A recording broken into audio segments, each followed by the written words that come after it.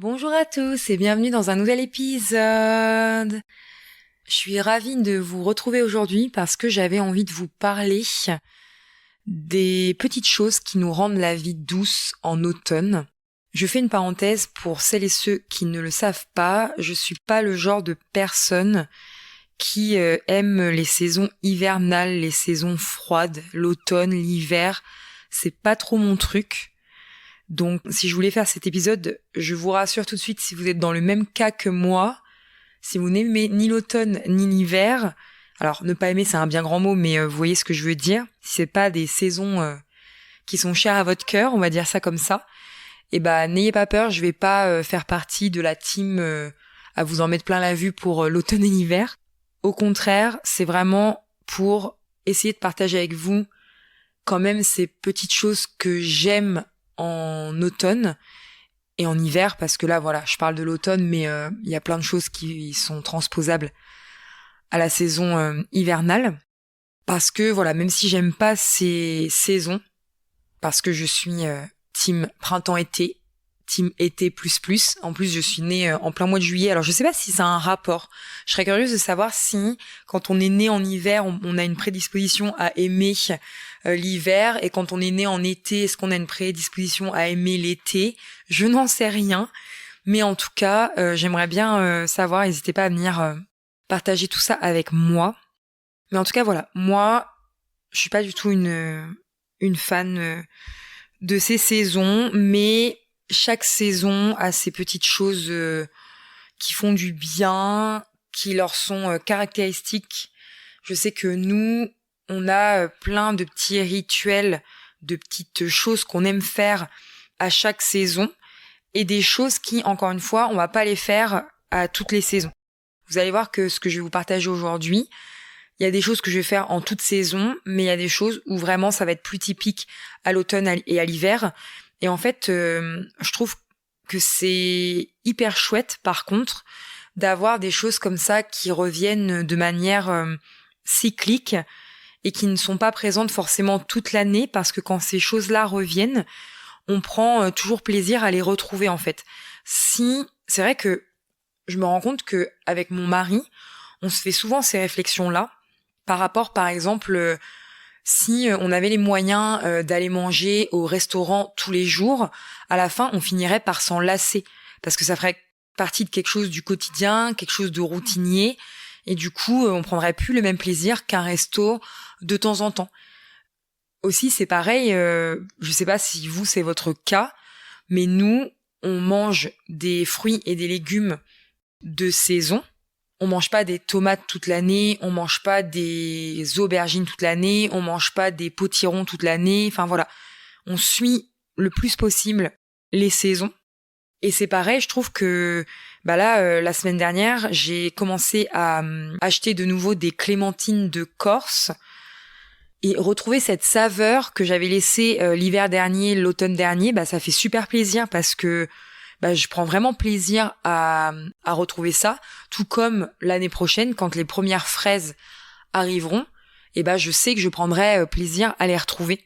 Et ça, c'est vrai que c'est une réflexion qu'on se fait souvent à la maison, que s'il y avait des choses comme ça qui seraient là tout le temps, ça aurait pas la même saveur. J'ai une autre idée, par exemple, de temps en temps, de façon vraiment ponctuelle, on va se faire un goûter qui va venir de la boulangerie, ou un petit déjeuner avec du pain et des viennoiseries, des choses comme ça. Et ça, c'est pareil. Si on le faisait tous les jours, à la fin, on n'aurait plus le même plaisir que de le faire ponctuellement. Donc voilà, nous, on aime beaucoup suivre les saisons pour les activités, pour les produits à consommer, etc. Et ça permet de... Encore une fois, je trouve que aujourd'hui, dans le monde dans lequel on vit, déjà deux choses. La première, c'est que tout va très vite. Tout va très vite, tout est devenu très commercial. Je pense notamment aux fêtes saisonnales. On va en reparler un tout petit peu dans cet épisode, et je vais aussi vous en reparler parce que je prépare une série d'épisodes sur une thématique un peu plus de Noël, un peu plus de fin d'année, etc. Donc on va aussi en reparler d'ailleurs dès la semaine prochaine. Mais tout va trop vite, tout est devenu hyper commercial.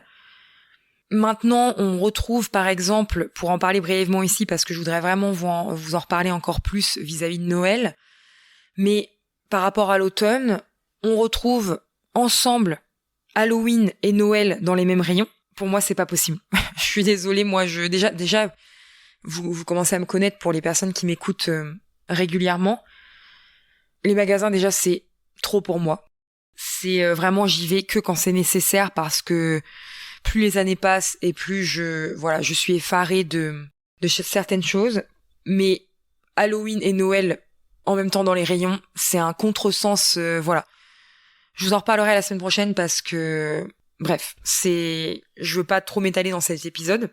Donc voilà, il y a ce problème de tout va trop vite, tout est devenu hyper commercial. Donc nous, on essaye toujours de faire un dézoomage, c'est pareil, enfin, c'est tout de suite ce à quoi je pense et je vais nuancer comme d'habitude parce que ma vie est faite de nuances aussi et de contradictions aussi. De plus en plus, il faut avoir la décoration d'automne, la décoration de Noël, la décoration de printemps, et puis charge mentale, et puis changer tout ça, et puis on voit... alors c'est très joli, hein. Moi la première, j'aime énormément voir sur les réseaux sociaux passer des choses comme des maisons qui sont hyper décorées de fou pour l'automne, c'est super joli, etc., etc. La seule personne, on va dire ça comme ça, la seule personne chez qui j'adore ça, c'est chez Caroline de Caro from the Woodland. J'aime beaucoup cette nana. J'ai les 4 livres. S'il y a quelque chose que je peux vous conseiller par rapport aux saisons, c'est les 4 livres qu'elle a sortis, qu'elle a illustrés par elle-même, qui s'appellent Mon automne cosy, Mon hiver cosy, Mon printemps cosy et Mon été cosy. J'ai les 4 à la maison. Et chaque changement de saison, je mets la saison qui correspond sur mon étagère à livres, qui est à côté de mon bureau. Elle a des décos à chaque saison. Je trouve ça absolument magnifique. Après, voilà. Moi, je trouve que, je sais pas, elle, la façon dont elle l'amène, je trouve ça très sain, très poétique. C'est vraiment, elle incarne en fait au quotidien, je trouve, cette façon de vivre. Et sa déco, voilà. Par contre, tout ce que je vois sur Instagram, vous allez me dire, c'est pareil, Clem, tu déconnes.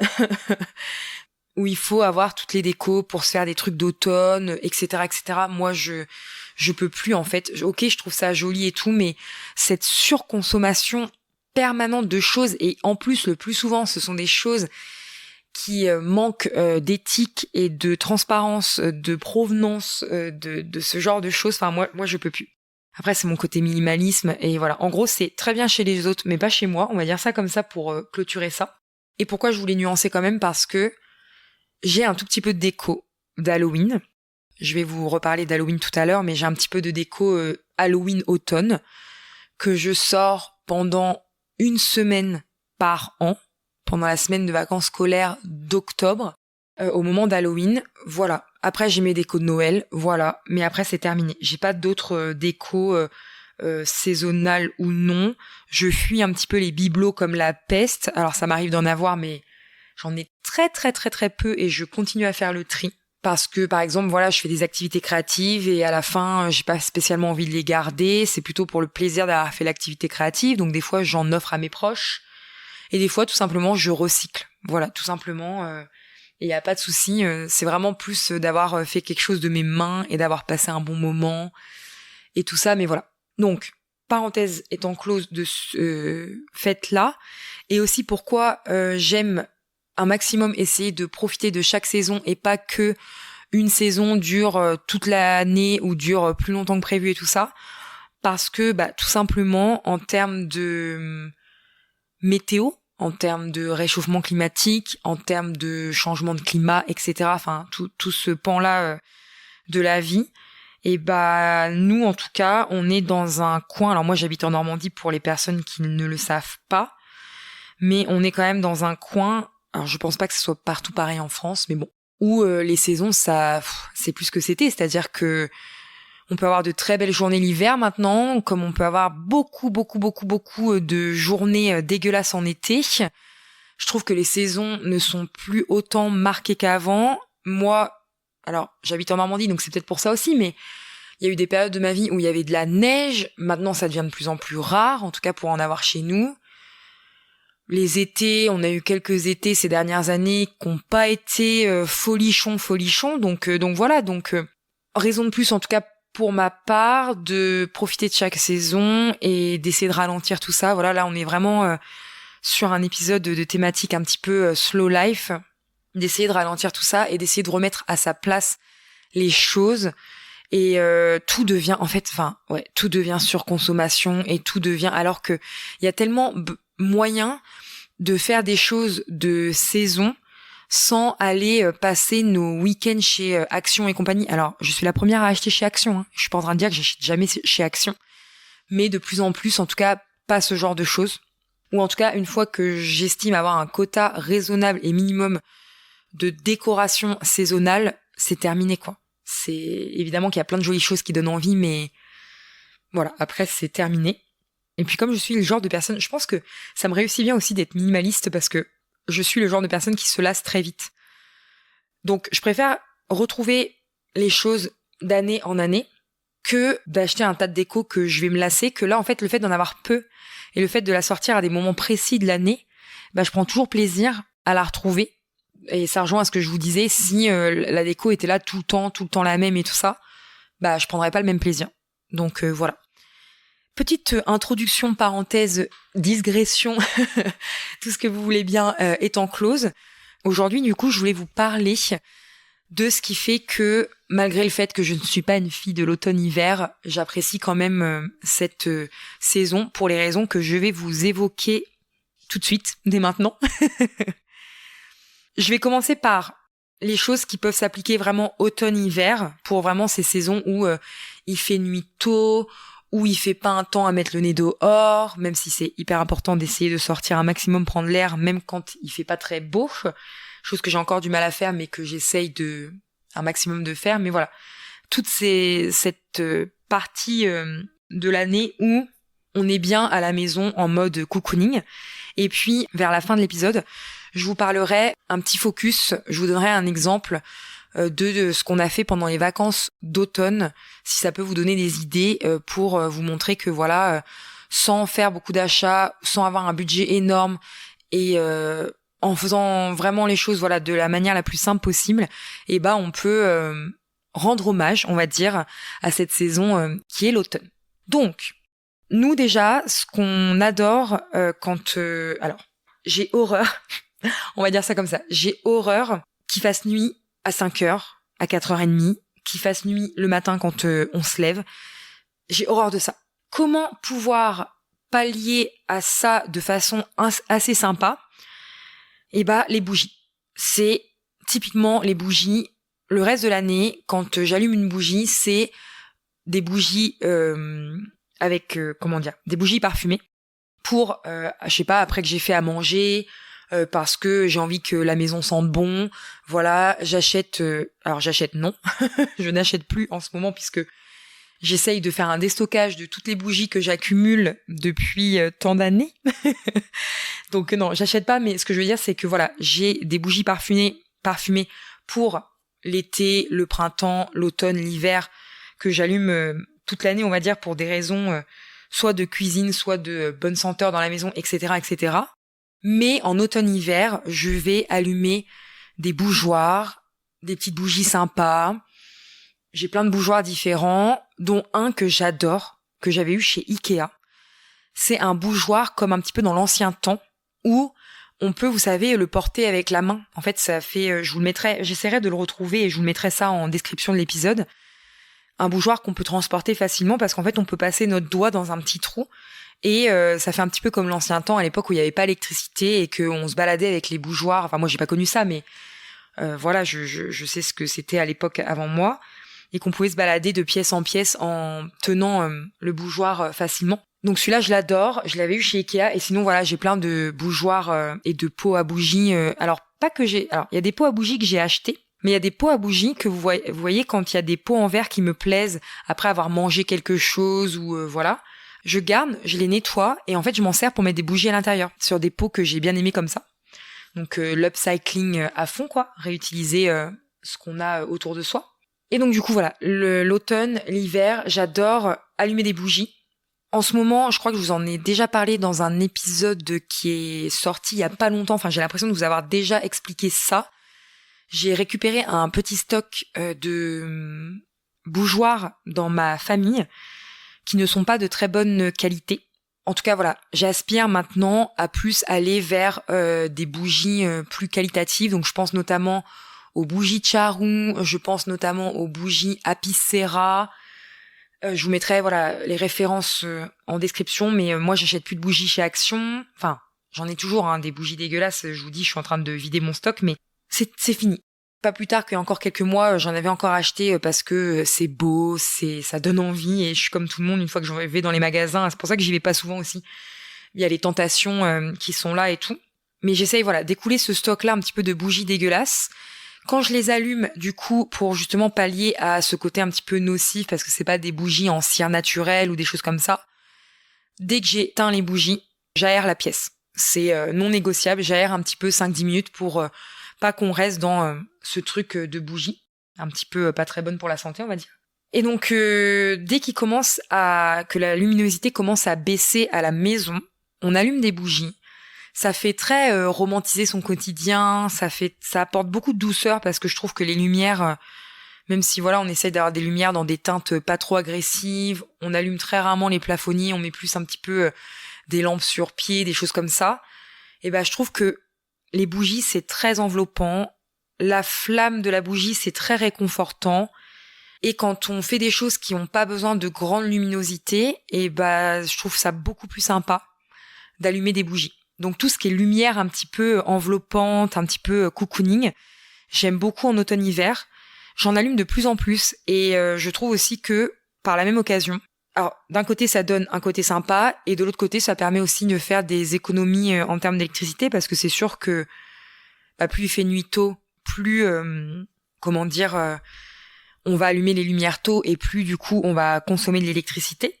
Donc ça fait un peu une pierre deux coups, même si voilà, c'est pas le but premier de moins consommer d'électricité, mais en même temps, des fois on est juste en train de lire un bouquin ou on est juste à table en train de manger, et on fait beaucoup ça aussi. J'adore manger à la bougie. Ça fait super sympa, on se retrouve, on discute, ça fait très intime, très cocon. Donc ça, une fois que le repas est prêt, qu'on a cuisiné et tout ça, on éteint toutes les lumières, on se pose, on mange à la bougie, c'est vraiment hyper réconfortant. Et le matin, pareil, petit déjeuner à la bougie, les activités qu'on a besoin de lumière, on n'allume pas la lumière. Et c'est vrai que c'est très récent, ça fait pas beaucoup d'années que je fais ça, mais je me rends compte que on prend conscience encore plus que des fois on fait des choses par réflexe. Je vais vous expliquer où est-ce que je veux en venir. En fait, l'électricité, l'eau dans nos pays, ce sont des choses, voilà, on y a accès. On paye comme des moutons tous notre facture à la fin du mois. On a consommé tant d'eau, on a consommé tant d'électricité et on paye notre facture. Depuis que je fais ça, depuis que de temps en temps on fait beaucoup de choses à la bougie, qu'on réfléchit, qu'on met un petit peu plus de conscience sur notre consommation d'électricité, bon là on parle d'électricité mais d'eau aussi, enfin bref, voilà. Je me rends compte que des fois on a tellement ce réflexe d'allumer la lumière très rapidement, même quand la luminosité commence à baisser mais qu'il fait pas totalement nuit, et on va vite allumer la lumière hyper tôt, et en fait je me suis rendu compte que parfois, c'était vraiment exagéré, que parfois on n'avait pas besoin d'allumer la lumière, qu'on voyait encore très bien, que nos yeux s'adaptaient à la luminosité ambiante, on va dire, et que du coup, par réflexe, on allume alors qu'en fait, on n'a pas besoin. Et je trouve qu'avec la bougie, on s'en rend encore plus compte que parfois, on n'a pas besoin, en fonction des activités qu'on fait, on n'a pas besoin d'allumer la lumière, et qu'une bougie, ça suffit amplement, et que c'est pas nécessaire. Donc voilà un petit peu ce que je peux vous dire par rapport à ça. Et ce qui est en lien aussi avec toute cette histoire de il fait nuit tôt, les saisons elles sont bien faites en fait. C'est ça qu'on oublie souvent, c'est que chaque saison est faite pour quelque chose. Et quand on arrive en automne et en hiver, c'est un petit peu pour symboliser voilà la nature, les feuilles tombent, les jours diminuent, on se replie sur soi-même, on est dans notre cocon. On a besoin de repos, en fait. On a besoin de douceur. On a besoin de prendre soin de soi. On a besoin de récupérer après l'année qui a été intense. Et donc, du coup, ce qui m'amène à la deuxième chose qui rend notre vie plus douce en automne et aussi en hiver du coup, c'est de se coucher plus tôt. Alors, faut savoir que moi, à la base, déjà, je suis pas une couche tard. Je suis plutôt du matin. Je suis plutôt efficace le matin. C'est mon cycle de sommeil est comme ça. Enfin, mon cycle naturel d'activité et de repos, on va dire, est comme ça. Ça, c'est vraiment propre à chacun. Mais je me rends compte, en fait, que c'est très rare que je ne suive pas le même rythme que mon fils. C'est-à-dire que pour me sentir bien, même si voilà, des fois, je fais des écarts parce que j'ai des trucs que je voudrais finir, parce que la vie fait que blablabli, blablabla, voilà. Mais généralement, une fois que je couche mon fils, au plus tard vers 20h, 20h30, bah moi, je finis 2-3 bricoles dans la maison, un petit coup de rangement, un petit coup de nettoyage s'il reste des choses à faire. Et après, je vais dans mon lit et je prends un bouquin. Et le plus souvent, en tout cas, c'est ça. Et c'est comme ça que je me sens mieux. Et je trouve aussi que, voilà, la luminosité, s'il fait nuit plus tôt, bah ça invite aussi à se coucher plus tôt. Et tout ça, c'est lié en fait. Et moi, je me couche et je prends un bouquin. Et c'est généralement les meilleures nuits que je fais après, de pas être sur un écran. Mais de toute façon, moi, ça fait des années. Enfin, après, ça m'arrive par moments de transgresser mes propres règles. Mais en tout cas, ce que je veux dire, c'est que c'est plus rare. Mais ça fait des années où en fait, moi, les écrans, ils traversent pas, ils passent pas côté chambre en fait. On n'a pas de télé dans notre chambre, on n'a pas d'ordinateur dans notre chambre. La tablette, c'est un coup tous les 36 que on finit une série dans notre chambre, et encore c'est hyper rare. Mon mari, lui, il a le téléphone avant de s'endormir. Plusieurs fois, je lui ai dit que c'était pas très bien pour son sommeil. Après, il est grand, voilà, il fait ce qu'il veut. Mais en tout cas, moi, j'ai un réveil classique et mon téléphone n'est pas dans ma chambre, il est sur mon bureau le soir, et pas d'écran, un livre, et c'est génial, quoi. Et d'ailleurs, c'est une parfaite transition pour vous dire que je lis beaucoup tout au long de l'année. Je suis d'ailleurs très fière de continuer, parce que c'est un de mes objectifs pour celles et ceux qui me suivent depuis un petit moment. D'épisode en épisode, vous savez que je suis drastiquement en train de diminuer ma pile à lire, et que là on arrive autour de 25 livres dans ma pile à lire qui me reste, on va dire, moitié à peu près roman et moitié à peu près livre dev perso, on va dire. Je tiens mon bout, les amis. En tout cas, en automne, dans ces saisons-là, je vais lire plus. Encore une fois, parce que je vais être plus à la maison, même si je lis globalement beaucoup toute l'année, mais je vais lire plus. C'est vraiment une saison propice à ça chez nous. Ensuite, on va avoir tout ce qui est la cuisine d'automne. La cuisine doudou, j'appelle ça comme ça. C'est vraiment, c'est là que va y avoir des tartes aux pommes, c'est là que va y avoir des choses avec des courges, de la cuisine plus réconfortante. Voilà, l'été, on a beaucoup fait d'apéros, de salades composées, de fraîcheur. Enfin voilà, les saisons, si on suit les saisons niveau alimentation, on retrouve pas les mêmes choses en été qu'en automne. Et là, tranquillement, ça va être les soupes qui vont revenir chez nous, ça va être les premières raclettes, les premières fondues, ça va être tout ce qui est réconfortant. Donc il y a vraiment la cuisine doudou. On va se remettre à cuisiner plus, parce que l'été on est plus en extérieur, on fait plus des pique-niques, c'est plus de l'assemblage beaucoup plus simple. Là on va se remettre à faire des recettes, des plats mijotés, enfin voilà, c'est vraiment la cuisine doudou. Et avec ça aussi, chez nous l'automne, c'est les boissons chaudes. Les chocolats chauds, les thés, les infusions. Mon mari, il adore le cappuccino. Enfin voilà, toutes ces choses qui nous réconfortent, qui nous réchauffent une fois qu'on a fait une belle promenade. Et d'ailleurs, donc voilà, on peut, encore 2 petites choses que je rajoute qui sont en lien avec tout ça, mais j'adore écouter la pluie. Quand vraiment je prends le temps d'écouter la pluie tomber, c'est hyper agréable. C'est vraiment pour les personnes qui aiment l'ASMR.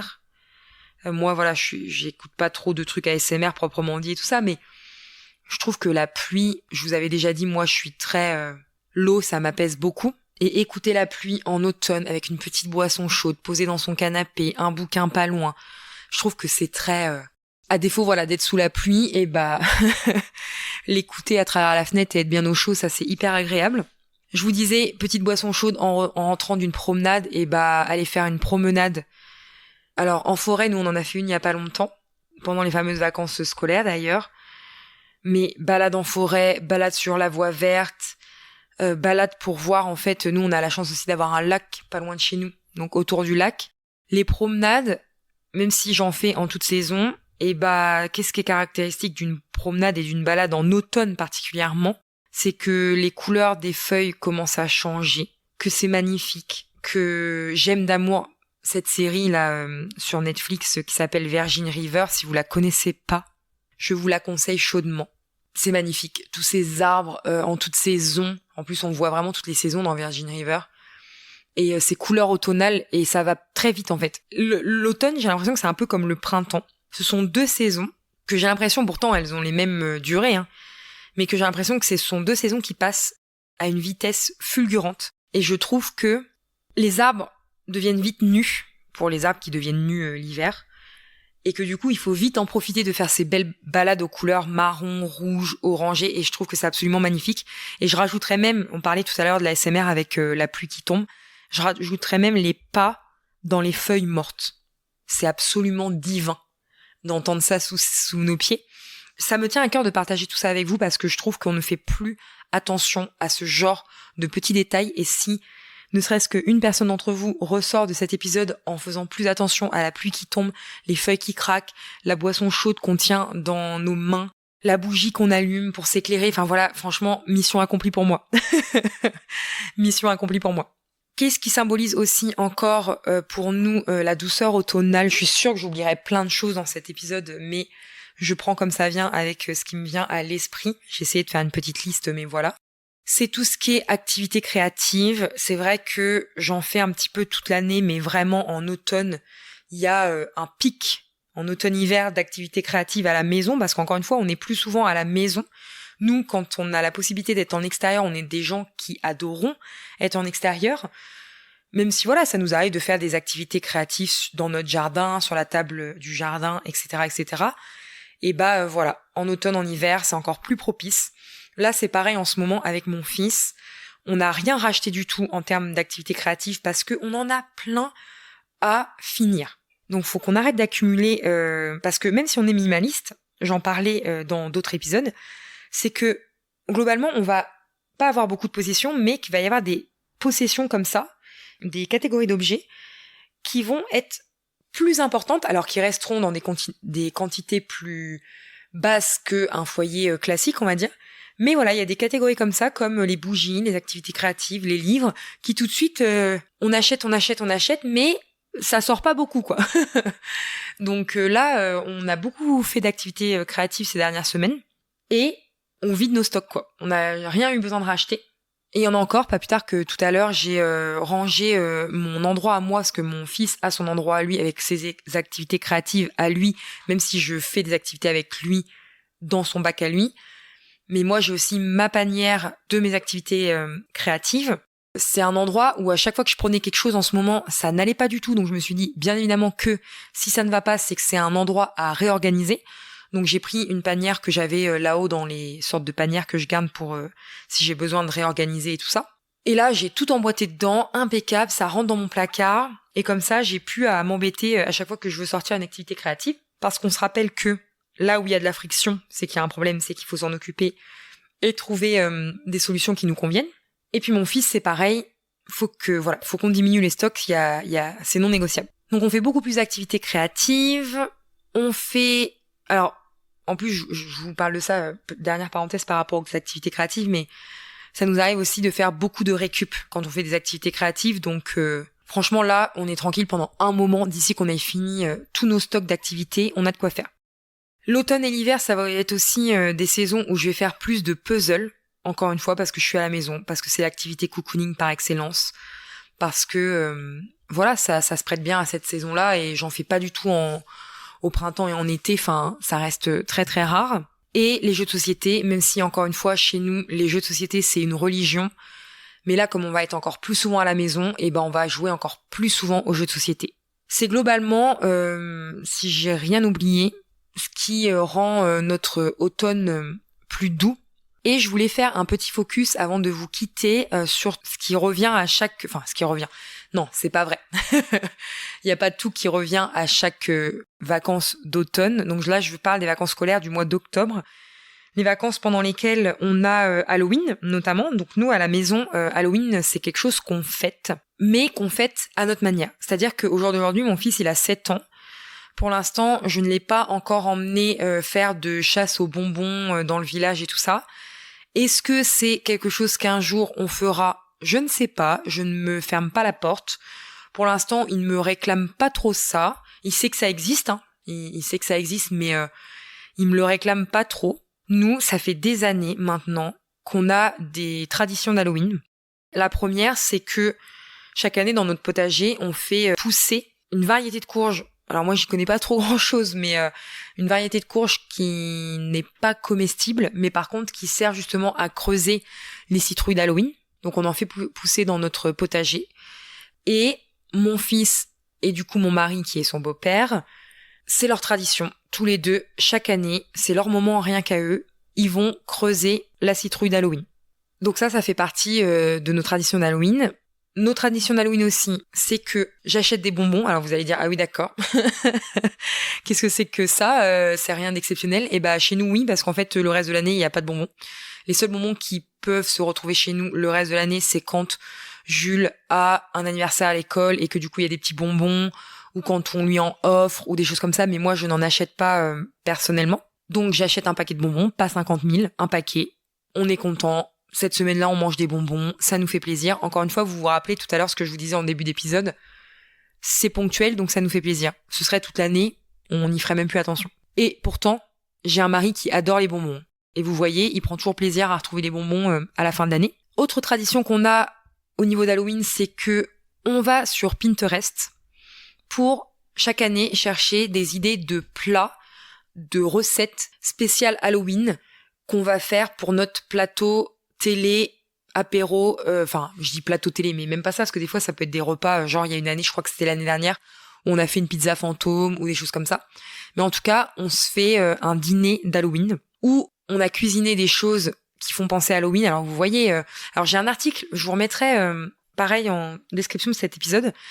J'ai un article entier consacré d'ailleurs à de comment on fête Halloween, nos traditions d'Halloween. Donc vous pourrez retrouver tout ça dans le détail. Et vous verrez d'ailleurs des idées, des exemples de recettes d'Halloween qu'on peut faire. Mais voilà, c'est des saucisses avec de la pâte feuilletée, que ça ressemble à des momies. Là, cette année, on a fait des yeux de monstres avec des billes de mozzarella, des graines de courge. Voilà. Ça peut être des cookies en forme d'araignée. On fait aussi des biscuits. On a des emporte-pièces exprès pour Halloween. On fait plein de choses en repas qui ont un rapport avec Halloween. Donc déjà, généralement, le plus souvent, on cuisine tous les trois. Ça veut dire qu'on passe un moment en cuisine hyper sympa tous les trois. On mange ça le soir et on se choisit un film en rapport avec Halloween. Comme Jules est jeune encore, c'est plus souvent des dessins animés d'Halloween, de Mickey, sur Netflix, ou des films d'Halloween de son âge. Et on se fait ça, et on passe une super soirée d'Halloween. On est déguisés, on fait des photos, et on passe un super bon moment. Donc ça, c'est vraiment depuis plusieurs années maintenant, depuis que je suis avec mon mari, je crois, donc depuis que Jules a 2 ans et demi, 3 ans, je crois qu'on a fait ça tous les ans. C'est notre tradition à nous. Ensuite, pendant les vacances d'automne, si je vous donne un petit peu des exemples, alors il y a des choses qui reviennent tous les ans et des choses non. On installe du coup nos petites décorations pendant, on va dire, elles restent à peu près pendant une dizaine de jours. J'ai une petite boîte où il y a les décos d'automne, les décos d'Halloween, qui sont là un petit peu avant les vacances et toute la semaine des vacances. Et après, une fois que la rentrée est là, ça rentre à nouveau dans la boîte. Donc on installe les petites décorations d'automne d'Halloween. On a aussi des traditions depuis X années maintenant, c'est que on a les fêtes foraines, nous, en octobre. Donc on va à la fête foraine à Rouen parce que mon père habite à côté de Rouen et que c'est notre tradition d'y aller tous ensemble à la fête foraine de Rouen. Et puis aussi, on a une plus petite, donc fête foraine de Rouen, c'est quand même la grosse fête foraine, hein. C'est vraiment, il y a énormément de manèges et tout ça. Donc voilà, chichi, croustillon, bon repas bien fat, bien dégueulasse, bien gras et tout ça, on va dire, pas dégueulasse. Je me comprends quand je dis ça, mais voilà, nous on fait la fête foraine à fond, on y va une fois, on se dédie un budget à ça. En plus, faut dire ce qui est d'année en année, tout ça, ça augmente aussi. Et puis on a la petite fête foraine qui est un peu plus fête foraine de village à 5 minutes de chez nous, qui est là que pendant les vacances scolaires d'automne. Et là pareil, un petit rituel, on va manger chichi croustillon, Jules fait des manèges, il est content et on passe un bon moment. Donc ça revient tous les ans aussi au moment de l'automne. Et cette année, alors c'est pas uniquement cette année spécialement, mais voilà, on a pris plaisir à aller au cinéma, faire un petit cinéma tous les trois. Et puis, dernière petite chose de nos vacances d'automne, c'est que on en profite pour faire des recettes, pour tester des nouvelles recettes que on ferait pas habituellement. Et mon fils, ça faisait longtemps qu'il voulait manger un pad thaï. Je vous mettrai d'ailleurs une recette que j'ai suivie en barre d'infos, mais que j'ai quand même fait à ma sauce. Parce que moi, je suis pas trop sauce soja, sauce gnoc nuam. Enfin, voilà. Il faut quand même que ça soit un pad thaï un petit peu européen, on va dire. S'il y a des personnes avec des origines asiatiques qui m'écoutent, s'il vous plaît, ne me jetez pas la pierre. Mais c'est comme s'il y a des personnes italiennes qui m'écoutent et qui savaient que je coupe mes pâtes. Mon Dieu, qu'est-ce que je viens de dire là? Mais du coup, voilà, on a fait un pad thaï. C'était très bon. À notre sauce, mais du coup ça a beaucoup fait plaisir à mon fils, donc voilà, c'est vraiment tout ce que je viens de vous dire dans cet épisode. Vous voyez que c'est pas des choses hyper compliquées à mettre en place, c'est pas des choses avec un budget pharaonique à part les fêtes foraines, on va dire ça comme ça. Et c'est des choses qui nous permettent d'avoir de bons souvenirs et d'apprécier aussi cette saison qui, contrairement à ce qu'on pense, n'est pas forcément appréciée par tout le monde spécialement. Généralement, voilà, c'est des saisons où il y a la dépression saisonnière, le manque de luminosité, la fatigue de fin d'année, donc tout ça peut être un peu compliqué. Et je sais, voilà, qu'il y a des gens qui adorent ces saisons et il en faut pour tous les goûts, j'ai envie de dire, donc voilà. J'espère que cet épisode vous a plu. J'espère qu'il vous a permis de piocher des petites idées, de choses qui sont vraiment hyper faciles à mettre en place pour venir adoucir votre automne. Et je vous dis à très bientôt pour un nouvel épisode.